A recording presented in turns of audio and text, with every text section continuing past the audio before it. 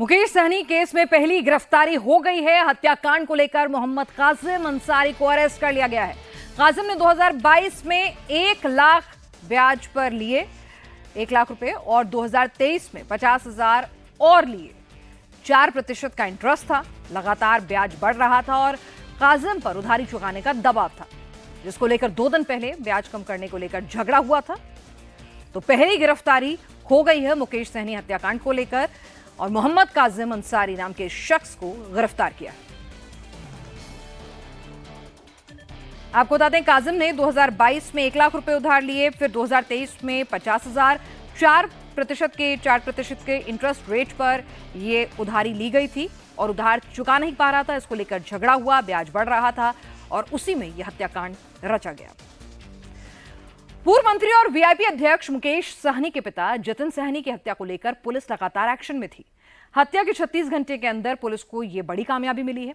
हत्या के एक आरोपी काजिम अंसारी को पुलिस ने धर दबोचा है। अब पुलिस काजिम अंसारी से पूछताछ कर रही है कि हत्या के पीछे का कारण क्या है। कहीं कोई संगठित गिरोह तो नहीं था, उसके साथ कोई और तो शामिल नहीं था, इसका पता लगाने में जुटी है। लेकिन 24 घंटे में 7 से ज्यादा लोगों की हत्या ने सुशासन बाबू की साख पर जरूर बट्टा लगा दिया है। 2025 में चुनाव होने हैं, लेकिन आरजेडी और तेजस्वी यादव नीतीश के सुशासन पर लगातार सवाल उठा रहे हैं, हमले बोल रहे हैं। सवाल यह है कि क्या नीतीश कुमार सुशासन पर लगे दाग को धो पाएंगे? बिहार में अपराधियों पर लगाम लगाने के लिए बीजेपी प्लस जेडीयू का प्लान क्या होगा? क्या बिहार में भी अब यूपी का योगी मॉडल लागू होने वाला है? इस रिपोर्ट में देखिए। राइफल गोली लेकर चले छे बदमाश सब अपराधी सब सीधे गोली मारे के आदेश सरकार दे देने छे। कोई अपराधी अब नहीं बचेगा कहीं पर। क्या बिहार में लागू होगा योगी मॉडल? क्या बिहार में अपराधियों को सीधे गोली मारने की तैयारी है? क्या है बिहार पुलिस को नीतीश कुमार का आदेश? बिहार में 24 घंटे में 7 मर्डर। दरभंगा में वीआईपी चीफ मुकेश सहनी के पिता की हत्या। छपरा में ट्रिपल मर्डर। मोतिहारी में धारदार हथियार से पति पत्नी की हत्या। मधुबनी में बीए में पढ़ाई करने वाली महादलित छात्रा की हत्या। सुशासन बाबू के साख पर अपराधी बट्टा लगा रहे हैं। अपराध को रोकने में पुलिस प्रशासन फेल है। 2025 में चुनाव है। बिगड़ते कानून व्यवस्था को लेकर विपक्ष चढ़ाई किए हुए है और क्राइम पर लगाम लगाने के लिए अब बिहार में योगी मॉडल की डिमांड होने लगी। वही योगी मॉडल जहां पुलिस का इकबाल है, जहां गुनाह का मतलब है मौत को दावत देना, यानी सीधे एनकाउंटर। और अब बिहार में भी गुंडे बदमाश माफियाओं को सीधे गोली मारने की आवाज उठने लगी है। और नीतीश सरकार में मंत्री नीरज सिंह बबलू ने क्राइम पर कंट्रोल करने के लिए अपराधियों को सीधे गोली मारने की मांग कर दी है। यूपी वाला फॉर्मूला बिहार में भी लागू करने की डिमांड कर दी है। नीरज सिंह बबलू बिहार के छातापुर से बीजेपी विधायक है। नीतीश कुमार की सरकार में पीएचईडी यानी लोक स्वास्थ्य अभियंत्रण विभाग मंत्री है। दूसरी बार मंत्री बने हैं, लेकिन बिहार में चुनाव से ठीक 1 साल पहले बढ़ते अपराध के ग्राफ ने जेडीयू को कम बीजेपी को ज्यादा परेशान कर रहा है। डिप्टी सीएम से लेकर बीजेपी कोटे के मंत्री और विधायक तक अब बिहार में पुलिस को खुली छूट देने की डिमांड कर रहे हैं। बिहार में अपराध और अपराधियों पर लगाम लगाने के लिए अब यूपी के योगी मॉडल को लागू करने की चर्चा है। अपराधियों का इलाज बिहार में कैसे होगा? अपराध पर लगाम कैसे लगेगा? बिहार की एनडीए सरकार क्या कर रही है, ये भी जान लीजिए। बिहार सरकार ने फैसला लिया है कि प्रत्येक जिला में एसआईटी का गठन होगा। अलग से पुलिस बल का गठन प्रत्येक जिला में हो रहा है और अवैध रूप से जो राइफल गोली लेकर चले छे बदमाश सब अपराधी सब सीधे गोली मारे के आदेश सरकार दे देने छे। कोई अपराधी अब नहीं बचेगा कहीं पर। जो गोली बंदूक लेके चलता है उस अपराधी को तमाम कर दिया जाएगा, समाप्त कर दिया जाएगा। ये फैसला अभी बिहार सरकार ने कैबिनेट में लिया है। दिलीप जायसवाल भी बीजेपी कोटे से नीतीश सरकार में मंत्री हैं, लेकिन बिहार में सुशासन का लगाम नीतीश कुमार के हाथ में है। और मंत्री दिलीप जायसवाल की माने तो बिहार कैबिनेट में अपराधियों के एनकाउंटर पर फैसला हो चुका है, लेकिन इससे पहले ही बिहार के पूर्व मंत्री और वीआईपी अध्यक्ष मुकेश सहनी के पिता की हत्या कर दी गई। अब आरजेडी सवाल पूछ रही है कि जब एक पूर्व मंत्री, एक पार्टी के अध्यक्ष का परिवार सुरक्षित नहीं, तो फिर बिहार में नीतीश का ये कैसा सुशासन? बिहार अपराधियों के तांडव से कराह रहा है और सत्ता में बैठे हुए लोग चैन की नींद सो रहे हैं और थेथरलॉजी कर रहे हैं, बकवास कर रहे हैं। जिस तरह से बिहार में कब कौन किसे कहां गोली मार दे, मौत के घाट उतार दे, कोई नहीं जानता है। जो वर्दी का रौब है वो खौफ खत्म हो चुका है, अपराधियों का मनोबल बढ़ा हुआ है और सत्ता में बैठे हुए लोग, शासन का, सरकार का इकबाल आदर नीतीश कुमार जी का समाप्त हो गया। आदर नीतीश कुमार जी अब थक गए हैं, अब इनसे बिहार नहीं संभल रहा है।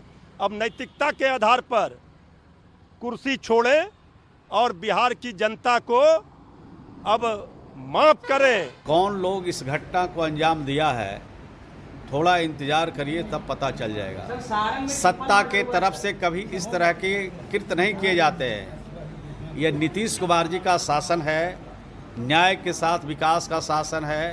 न यहाँ किसी को फंसाया जाता है और न किसी को बचाया जाता है। दूध का दूध, पानी का पानी चंदीनम होगा। मुकेश सहनी के पिता की हत्या किसने की? हत्या क्यों की गई? हत्यारों का लिंक किससे है? ये जानने के लिए पुलिस जांच कर रही है। मुकेश सहनी के पिता लोगों को ब्याज पर पैसा देते थे, एक दूसरे शख्स की बाइक को अपने पास रख रखे थे और उनकी हत्या के पीछे पैसे का लेन देन या फिर आपसी रंजिश भी हो सकती है।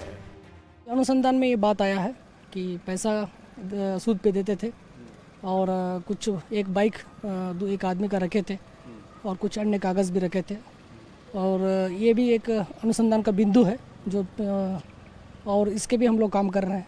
और मेन प्रायोरिटी हम लोगों का है कि प्रथम दृष्टया सूद के कारण भी हो सकता है कि, और अन्य बिंदु भी हम लोग, ऐसा नहीं कि इसी के बिंदु पे काम कर रहे हैं, अन्य बिंदु पे भी हम लोग काम कर रहे हैं।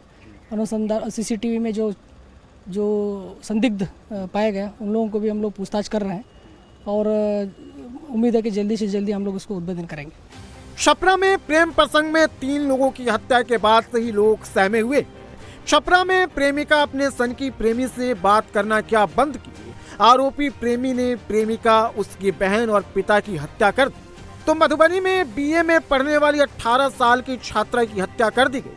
परिजनों ने कमलेश यादव नाम के शख्स पर दुष्कर्म और हत्या का आरोप लगाया है। बिहार में अपराध का ग्राफ बढ़ रहा है तो आरजेडी नेता तेजस्वी यादव रोजाना क्राइम का बुलेटिन जारी कर रहे हैं। एनडीए सरकार पर सवाल उठा रहे हैं। आरजेडी के जंगल राज वाले नैरेटिव को बदलने की कोशिश कर रहे हैं। मार्च के महीने से, चुनाव के ठीक पहले से लेकर आज तक मुझे आप एक दिन बता दीजिए जिस दिन किसी जिले में, पूर्वी, पश्चिमी, उत्तरी, दक्षिणी बिहार में कोई न कोई हत्या, दुष्कर्म आदि आदि ना हुआ हो। क्या इंगित करता है? ये एक चीज इंगित, कोई कानून नहीं है और कोई व्यवस्था नहीं है।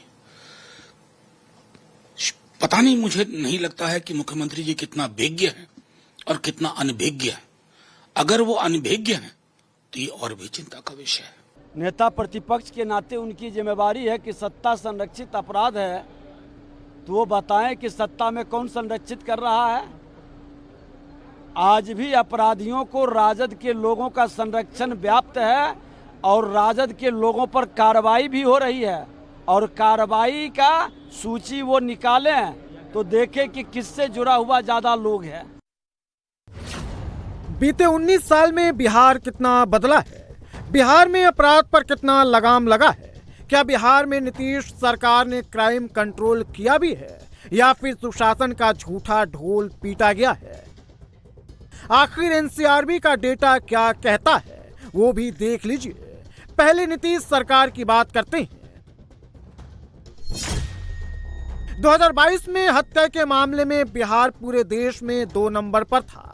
देश में 28,522 लोगों की हत्या हुई तो बिहार में 2,930 लोगों की। देश में 10 हत्याओं में से 1 की हत्या बिहार में हुई है। जबकि 2004 में जब आरजेडी की सरकार थी उस समय भी बिहार हत्या के मामले में दूसरे नंबर पर ही था। देश में 33,608 लोगों की हत्या हुई थी, तो बिहार में 3,948 लोगों की। 2022 में बिहार में 881 दुष्कर्म के मामले सामने आए, तो 2004 में 1390 महिलाएं और लड़कियां इसका शिकार हुई थी। लालू राज के मुकाबले नीतीश के राज में क्राइम में थोड़ी कमी जरूर आई है, लेकिन डिजिटल युग में तेजस्वी क्राइम बुलेटिन जारी कर बिहार में सुशासन नहीं बल्कि अपराधियों के राज वाले नैरेटिव को सेट करने की कोशिश में है। एक बिहार की कहावत है, चलनी कहते हैं जिससे आटा उटा चाला जाता है। हमारे यहाँ है चलनी कह रहा है सूप से, जिसमें सहस्त्र छेद नहीं। ये वही लोग हैं ना जिनके राज्य में नवविवाहिता बेटियों को गाड़ी से उतार दिया जाता था, गाड़ी छीन ली जाती थी, वो शोरूम से गाड़ियाँ निकाल ली जाती थी। आज ये बता रहे हैं, हमें ज्ञान दे रहे हैं। एनसीआरबी के आंकड़े के मुताबिक 2022 में देश में 28,356 चोरी के मामले सामने आए थे, जबकि बिहार में 2,282। और एनसीआरबी के आंकड़े की माने तो चोरी के मामले में बिहार 2022 में चौथे नंबर पर था, जबकि लालू राज में बिहार चोरी के मामले में नंबर 1 पर था।